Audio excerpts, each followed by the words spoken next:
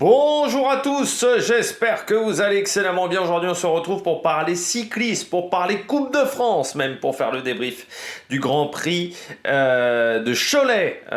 Cholet Aglo-Tour, je crois que ça s'appelle même précisément. On va revenir un petit peu à ce qui s'est passé sur cette course. On parlera un petit peu de la classique Loire-Atlantique mais qui n'était pas diffusée cette année. On parlera également des difficultés financières de la classique Loire-Atlantique et puis on verra les coureurs au top et les flops. Et en fin de vidéo, le classement de cette Coupe de France. N'hésitez pas à vous abonner à la chaîne, à réagir dans les commentaires, à mettre un pouce bleu, à partager la vidéo sur les réseaux sociaux, notamment auprès de vos proches, si vous pensez que ça peut les intéresser. Dans les commentaires, n'hésitez pas à me dire qui vous a plu, qui vous a déçu. EPS 2.0 sur la plateforme de podcast. Vous avez également YouTube, les shorts, TikTok, juste après l'arrivée des grandes compétitions. Vous avez également la possibilité, si vous avez les moyens et que vous voulez soutenir mon travail, de faire un short. Il y a une personne qui m'a marqué en mail comment faire un short, c'est tout simple. Alors, il faut descendre sous la vidéo. Vous avez les trois petits points normalement. Je pense que ça doit être comme ça parce que moi, il faut savoir, je n'ai pas la même interface que vous sur mes vidéos. Donc, c'est un petit peu différent. Mais normalement, vous allez voir les trois petits points et vous allez avoir un cœur avec un dollar. Ça doit être marqué thanks. Donc là, vous pouvez le faire à ce moment-là, et donc vous pouvez mettre la somme que vous voulez, et ça mettra le commentaire. C'est-à-dire, vous pouvez mettre un petit commentaire, et ça changera la couleur du commentaire pour moi. Et normalement, je vous remercie dans ce genre de cas. Et puis, du côté de YouTube, vous pouvez également rajouter la petite cloche, comme ça vous êtes au courant des dernières vidéos qui sortent sur la chaîne. Mais voilà, les super thanks, les thanks, c'est sur directement la vidéo, donc c'est en dessous. Vous avez enregistré, normalement signalé aussi quand vous cliquez sur les trois petits points. Voilà, vous pouvez faire le super thanks de ce côté-là. Allez pas trop bas, mettez pas signalé la vidéo, sinon on va avoir des problèmes. Allez, on regarde tout de suite cette course, une course animée dans le final, avec beaucoup d'attaques, comme toujours. Comme toujours, beaucoup d'attaques sur cette épreuve. Ça a roulé très très très très vite. Vraiment un gros rythme sur cette course parce que la course s'est déroulée en deux parties. On a une première partie où l'échappée a réussi à partir et puis derrière, grosse chute. Les routes étaient un petit peu humides en début de journée, ce qui a provoqué une grosse interruption de l'épreuve pendant une trentaine de minutes, le temps de soigner tout le monde, le temps de récupérer les voitures d'ambulance, et puis donc la course est repartie, ce qui fait qu'on a perdu 8 km. En fait, on a enlevé un tour du circuit autour de Cholet, toujours aussi technique ce circuit autour de Cholet avec la côte de la rue Surcouf, je crois, me rappeler du nom, qui n'a pas, c'est pas celle-là qui a fait des dégâts, en fait, c'est parti ensuite au kilomètre avec 1 km 800, une accélération de Braz Alfonso, le coureur de l'équipe CIC Nantes Atlantique, suivi par Paul Lapera, et puis Paul Lapera va s'apercevoir qu'il y a un écart de fait par rapport au reste du peloton. Et comme Braz Alfonso était un petit peu à fond à ce moment-là, eh bien, il décide de partir seul aux alentours d'un kilomètre 300 km 400 de l'arrivée après un premier relais de Braz Alfonso. Et il s'en est allé à la victoire qu'il avait déjà remportée sur la classique Loire-Atlantique du côté de la Foissière en faisant un numéro, je crois, d'une vingtaine de kilomètres. Alors c'est compliqué de vous parler de cette classique Loire-Atlantique tout simplement parce qu'elle n'était pas diffusée à la télévision. Elle n'était pas diffusée par France 3 ni par Eurosport. C'est, je crois, la seule manche de la Coupe de France qui est dans ce cas-là, ce qui est même un peu problématique, je trouve. Alors oui, le souci, c'est que c'est face à Milan-San Remo. Alors après, la classique Loire-Atlantique pourrait adapter ses horaires pour pas se retrouver en même temps que Milan-San Remo, peut-être en faisant partir la course plus tôt, ou en faisant arriver la course plus tard également. Il peut y avoir des solutions de ce côté-là.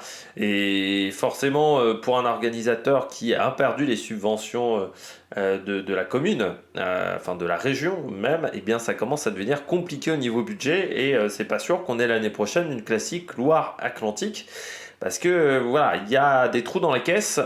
Il y a un trou dans la raquette, il y a oui, de l'argent qui va manquer pour l'organisation, très clairement, avec la baisse des subventions. Et encore plus, si vous n'avez pas une diffusion télé, bah, ça ne va pas donner envie aux sponsors de venir. Et je suis déçu, on va dire, de la part de France 3, de même pas l'avoir diffusé sur les internets. Voilà, ils auraient pu diffuser la course sur la plateforme, ce qui était également faisable du côté de la course. C'était même pas diffusé sur YouTube, hein. J'ai essayé de trouver un lien sur YouTube, j'ai pas trouvé. Alors c'était peut-être diffusé sur Facebook, comme Paris-Bourges. Mais c'est vrai qu'avoir une diffusion télé, c'est quand même un avantage quand on veut mettre en avant une course. Et ce qui fait que du côté de cette classique Loire-Atlantique, donc il manque de l'argent, et ça peut être un problème également pour cette course de Cholet, parce que ce qui faisait la force de ce week-end, c'est d'avoir deux courses, c'est d'avoir deux classiques sur 2 jours. Si tu n'as plus qu'une seule épreuve, est-ce qu'on n'aura pas des équipes qui décideront de ne plus venir à Cholet ou de ne plus venir avec forcément des gros coureurs, ce qui pourrait être un problème également pour Cholet. Donc ça serait bien de réussir à avoir les deux courses. Alors c'est pas la seule épreuve, et j'ai dit une bêtise, parce qu'il y a aussi le Paris-Camembert. Paris-Camembert, normalement c'est que sur YouTube, et maintenant Vitré est également sur France 3. Donc c'est voilà, c'est assez dommageable qu'on ne puisse pas encore regarder toutes les épreuves de Coupe de France avec un confort, on va dire, pour suivre ces épreuves-là. Bon, on regarde tout de suite les coureurs au top. Attaque de Marlou! Premier coureur au top, bien entendu Paul Lapéra, hein, qui a dominé ce week-end du côté de Decathlon AG2R.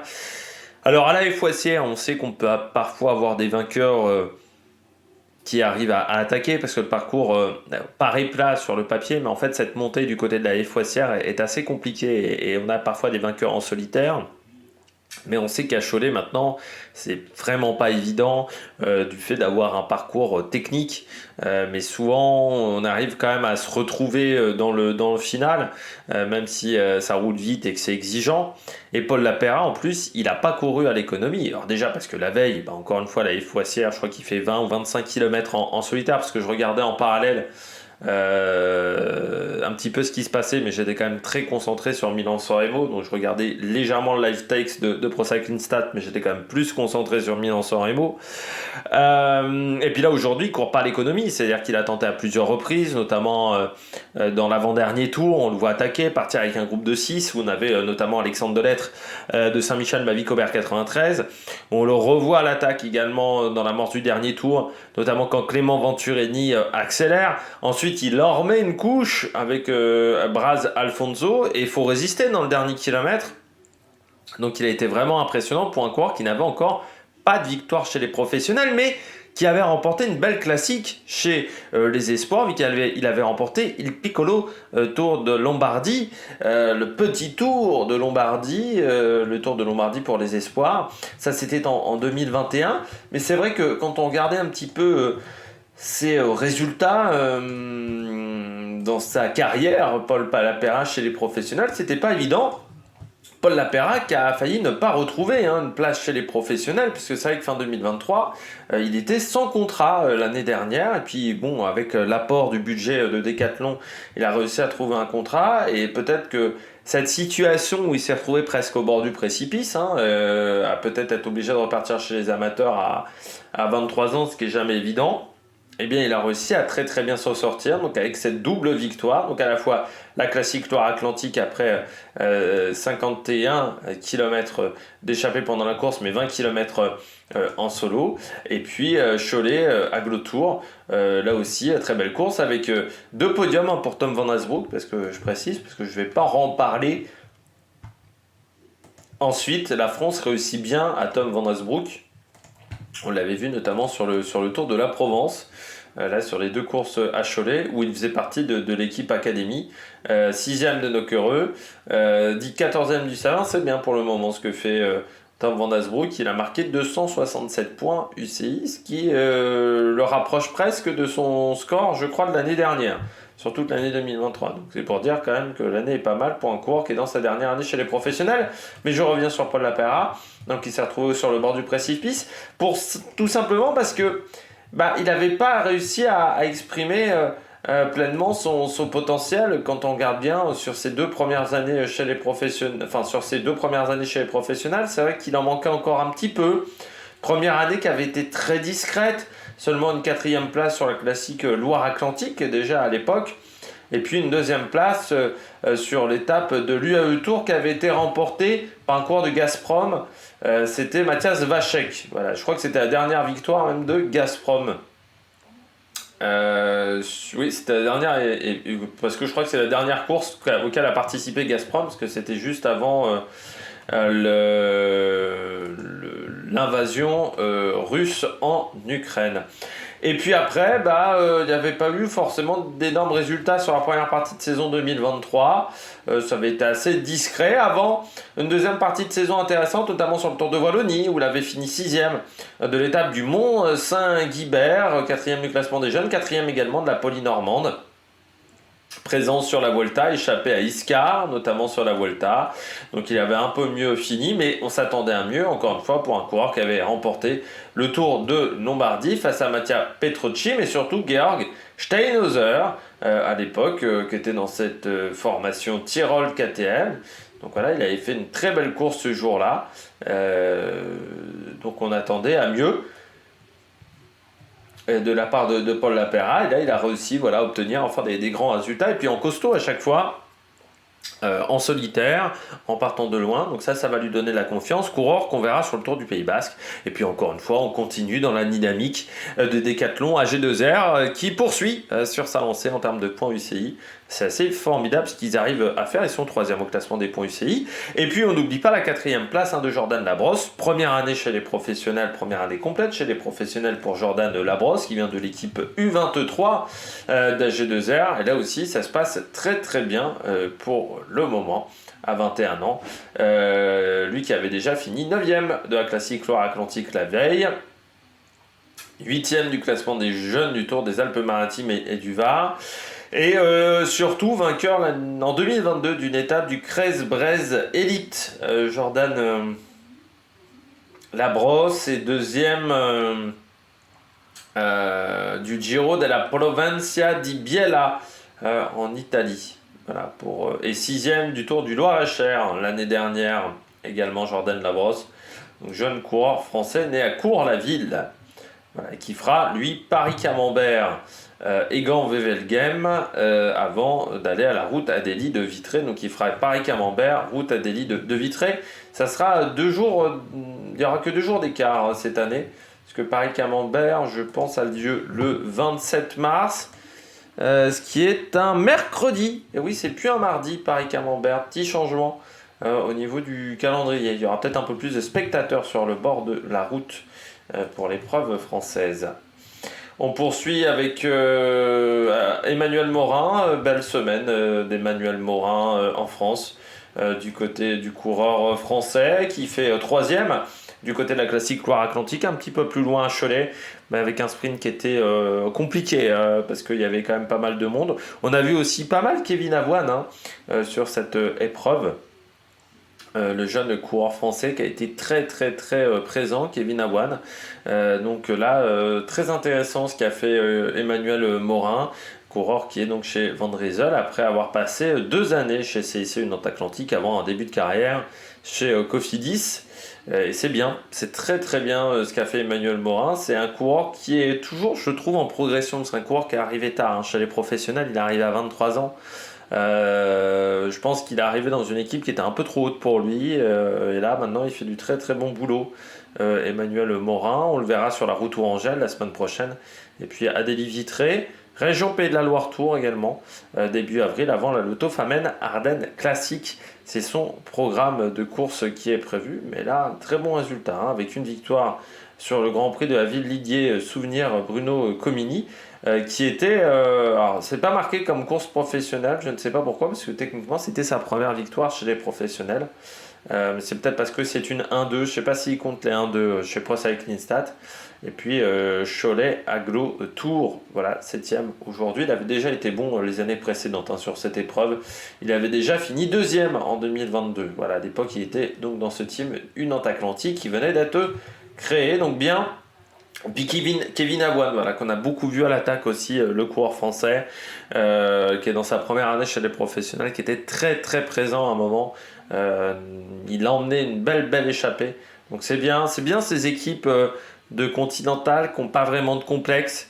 Après Van Rysel, je pense que la victoire de Samuel Leroux sur l'étoile de Bessèges a fait beaucoup de bien à cette équipe. Et a vraiment bien lancé la saison de cette formation. Et puis je termine avec un dernier coureur top.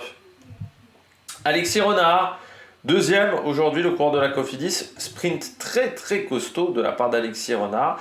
Et ça confirme que les courses en circuit, ça lui correspond vraiment bien, parce qu'il avait fini deuxième de la Sparkassen Musterland Giro, c'était en 2021. Avec Israël. Il avait également fini deuxième en 2021 de cette course. Pardon, mais c'est vraiment un profil de parcours qui lui convient bien, les courses en circuit. On l'avait vu également sur des championnats du monde où il avait été omniprésent pendant la course. Lui qui avait eu des problèmes cardiaques, pour le moment sa saison se passe bien. L'année dernière, il a fait énormément de fois l'équipier pour Brian Cocard, mais 7ème de Gand.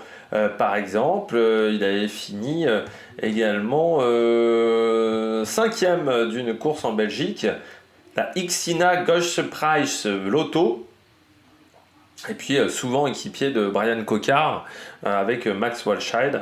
C'est un coureur qui est très important dans le dispositif autour de Brian Cocard, mais coureur qui est en fin de contrat avec la Cofidis, donc on verra s'il est conservé ou s'il devra aller voir ailleurs. Programme 100% belge, lui, dans les jours à venir, avec notamment la classique de Panne, le Grand Prix E3, Gand, à travers la Flandre, Tour des Flandres, et puis au début avril, il y aura le Région Pays de la Loire Tour, le Châle des Prages et Paris-Roubaix. Vraiment un programme très chargé pour le coureur français de 24 ans. On regarde tout de suite les bonnets d'âne. On passe au flop pour cette journée. Je commence avec Yon Aberastouri, 11e aujourd'hui. C'est-à-dire que sur une course comme Cholet, le plateau de sprinter, et c'est pas le plateau le plus gros de sprinter quand même au départ. Bon, vous savez qu'Aberastouri, c'était un coureur que j'appréciais énormément avant qu'il soit chez Trek. Où je disais, c'était un coureur pour moi qui méritait d'aller dans une équipe World Tour à cette époque-là, parce que je me disais, avec un train, ça peut peut-être être un coureur intéressant. Vous savez, je disais, bon, chez Cara Rural, c'était son gros problème, c'est d'avoir un train pas toujours de qualité, mais il avait des résultats chez Cara Rural. Notamment, il remporte le Circuito Gate Show à ce moment-là, mais il a même pas mal de places d'honneur. Je me souviens notamment, je crois que c'est sur une étape du Tour de la Communauté de Valence, je crois en 2020, ou en 2021, je ne sais plus. Ça va être en 2021, puisque c'est l'année où le Tour de la Communauté de Valence est en avril, où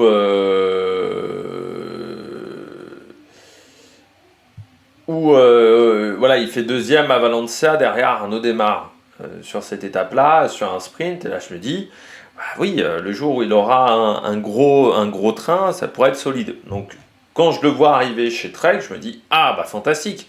Chez Trek, 2 années, on ne le voit pas. 2 années où il est nulle part. Et bon, cette année, je me disais, allez, peut-être qu'il va se relancer chez Euskaltel. Sauf que pour le moment, il y a une 12e place à 16 Salines, 11e et 13e sur les 2 dernières courses. Abandon au Grand Prix de Denain. Et surtout, il n'y a pas de top 5. On parle quand même d'un mec qui a une quinzaine de victoires chez les professionnels, qui a remporté des belles courses en Espagne. Là, il a quand même du mal à accrocher un top 10 sur une épreuve de Coupe de France. Pour moi, c'est un petit peu problématique. Il a 2 années de contrat chez Euskaltel, donc j'espère que ça va revenir un petit peu. Alors c'est vrai qu'à Euskaltel, c'est pas l'équipe qui a le plus grand train, mais encore une fois, à l'époque chez Carrera, il arrivait quand même à faire des top 5, des top 10 sans avoir de grand train non plus. Je crois surtout que physiquement c'est difficile. C'est assez surprenant le cas Aberastouri, mais je dirais qu'il y a un cas en France, c'est Jason Tesson. Alors là, il a fini 6ème encore sur Cholet. Mais Jason Tesson qui était très intéressant en continental chez Saint-Michel, mais qui, depuis qu'il est dans les courses avec Total, pour l'instant, a quand même beaucoup de mal à avoir des résultats. Et Aberastouri, pareil. C'est-à-dire qu'en World Tour, moi, je me disais, putain, il va avoir un train. Alors, même si c'est Trek, c'est pas le plus gros train, il y a quand même des mecs qui peuvent rouler pour lui. Sauf que, déjà, il a très peu couru sur ces 2 années en World Tour. En 2022, il fait 51 jours de course. Et en 2023, je crois qu'il en fait 30. C'était pas... Non, 58. Je pensais qu'il avait moins couru. Mais avec très peu de résultats.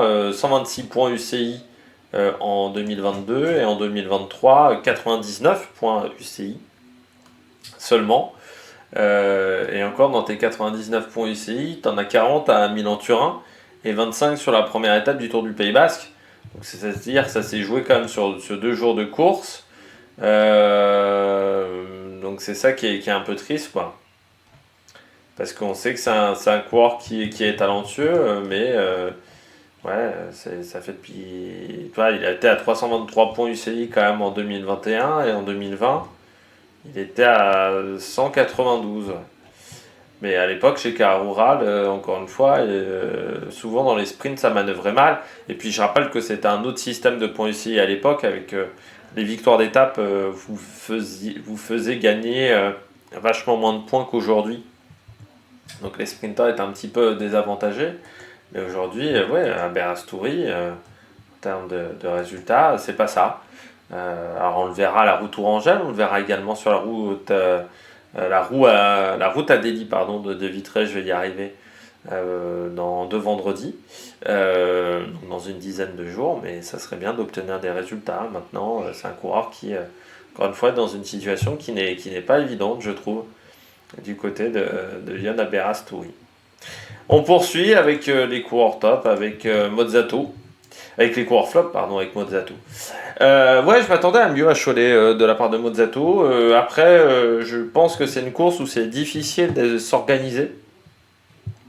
Donc je pense que ça a posé le problème à Luca Mozzato. Mais c'est vrai que je me disais, tiens, avec son résultat à Courtside où il s'est imposé, Grand Prix Criquet-Lyon où il fait 7ème.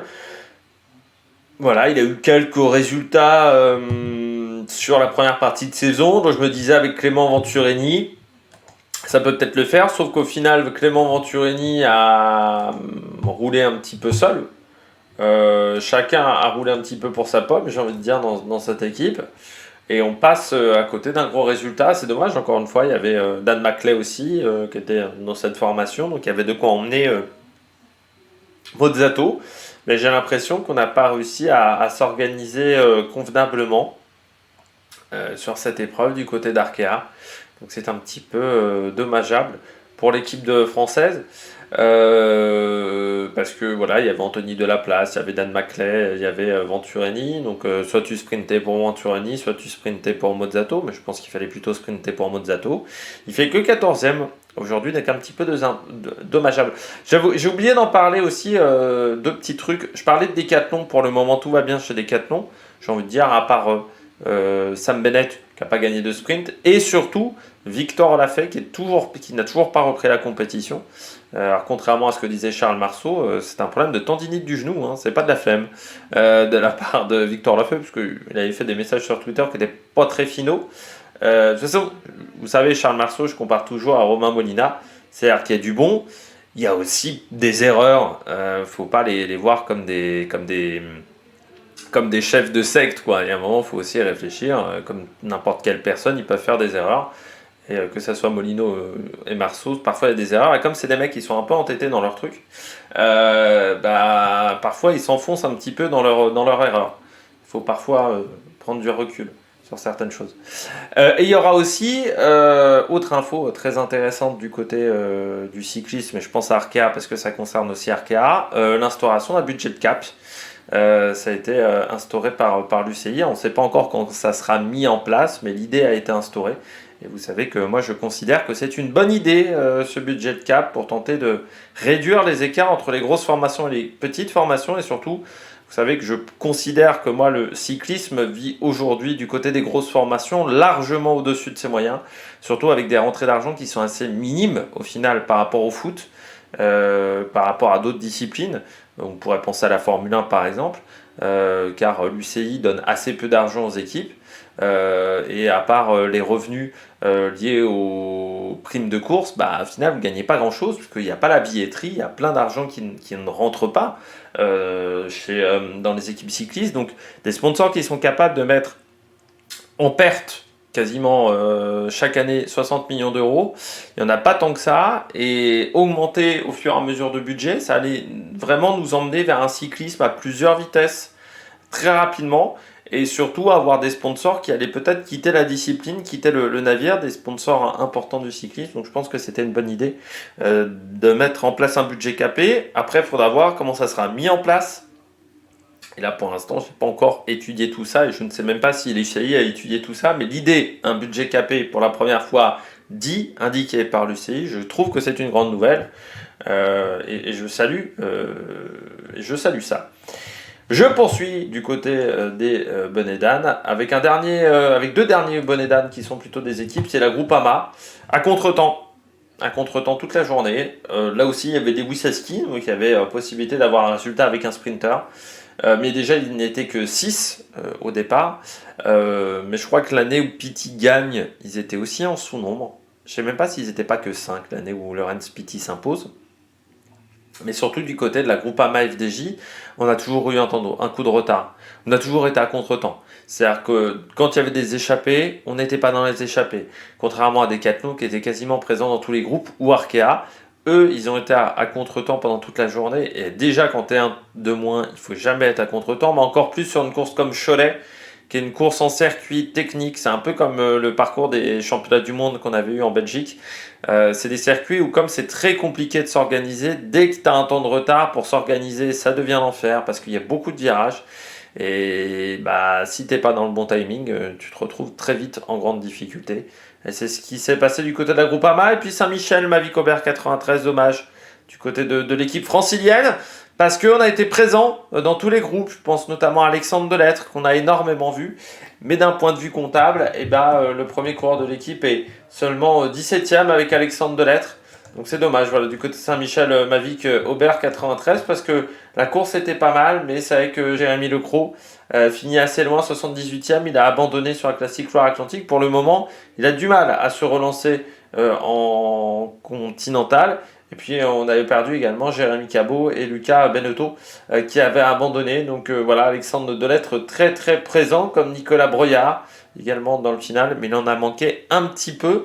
Et surtout, peut-être qu'en roulant aussi fort que ça, on n'a pas protégé suffisamment Romain Cardis qui a fini 41e parce que Romain Cardis dans ce sprint-là, il y avait peut-être un top 10 qui était envisageable. Donc dommage parce que très présent, on a vu le maillot du côté de Saint-Michel Mavic Aubert 93, mais au niveau résultat comptable, il en manque un petit peu. Eh bien, j'espère que vous avez aimé cette vidéo, mais avant de nous quitter, nous allons voir tout de suite les différents classements. On regarde tout de suite les différents classements de cette Coupe de France. Je vous l'avais dit après Cholet qu'on allait faire un petit point. Eh bien, en tête de ce classement, c'est Paul Lapéra pour le moment, avec 100 points. Vu qu'il a remporté les deux dernières courses, une victoire étant 50 points. Devant Tom Van Asbroek, on a ensuite Yannick Stemle, qui lui a remporté le Grand Prix de Denain, Kevin Genietz qui lui avait remporté le Grand Prix La Marseillaise. On retrouve ensuite Emmanuel Morin, Alexis Renard, Cyriel Desal, on a Alex Baudin, Jordan Labrosse et Dries Van Gestel qui a 25 points. Pour le classement général jeune, là encore Paul Lapéra, moins de 25 ans, devant Alexis Renard, Cyriel Desal, Alex Baudin. On retrouve ensuite Jordan Labrosse, Kevin Vauquelin, Arnaud Delis, Pierre Gautera, Mathias Kopecki et Hugo Page. Et puis le classement par équipe est un peu différent. Je vous rappelle qu'on prend le meilleur coureur de chaque équipe. Le vainqueur de ce classement a 12 points. Et puis ensuite, on va de manière dégressive. Le deuxième à 9 points, je crois. Et puis ensuite, 8, 7. C'est pas le premier coureur, pardon. Ça va être les 3 premiers coureurs de chaque équipe. J'ai dit une petite bêtise. Ça va être les 3 premiers coureurs de chaque équipe qui permettent de faire le classement. Et bien dans ce petit jeu-là, pour l'instant, c'est Decathlon qui est en tête devant Cofidis, 8 points d'avance. On retrouve ensuite la Groupama, Total Energy 29 points, Arkea 5e, et puis Van Riesel, Saint-Michel, Nice Métropole et CICU Nantes-Atlantique qui pour l'instant est en dernière position. Alors pour la prochaine manche de Coupe de France, ça sera la route Tourangelle qui succédera à Rory Tozent qui s'était imposé l'année dernière. Eh bien on le saura dimanche prochain et puis ça s'enchaînera assez vite parce qu'après la route Tourangelle, on aura Paris-Camembert et après Paris-Camembert, eh bien on aura le Grand Prix Adélie-Vitré. Donc tout va vraiment s'enchaîner sur la deuxième quinzaine du mois de mars. Et puis après, il y aura le Tour du Doubs. Pardon, il y aura aussi assez vite le Trobroléon. Ça sera plutôt en mai. Mais voilà, il va y avoir pas mal d'enchaînements de courses dans les semaines et les mois à venir du côté de cette Coupe de France. N'hésitez pas à vous abonner à la chaîne, à réagir dans les commentaires, à mettre un pouce bleu. Et puis nous, on se retrouve pour de nouvelles aventures sur l'Amérique Production. Ciao, ciao!